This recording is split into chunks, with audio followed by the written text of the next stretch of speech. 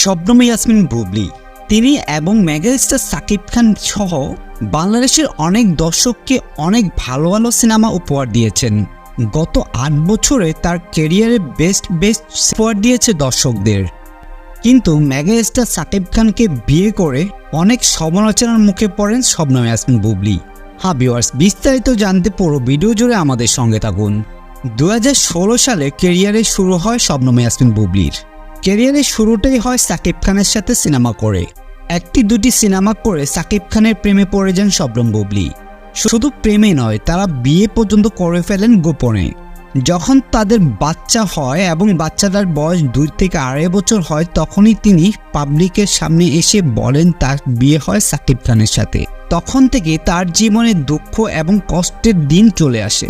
একের পর এক কষ্ট দুঃখ বুকে জমা বাঁধতে থাকে। অন্যদিকে অপু বিশ্বাস সাকিব খানের প্রথম স্ত্রী ছিলেন। সেই অপু বিশ্বাস বুবলিকে নিয়ে বাজে মন্তব্য করেন।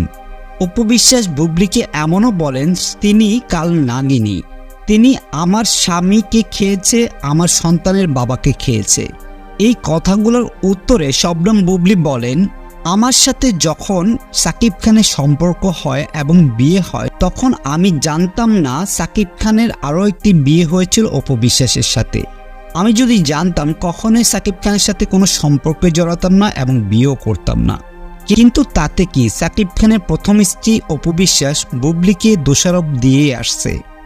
ভিউয়ার্স, এই বিষয়ে আপনাদের কি মন্তব্য সেটি কিন্তু কমেন্ট করে জানাতে ভুলবেন না।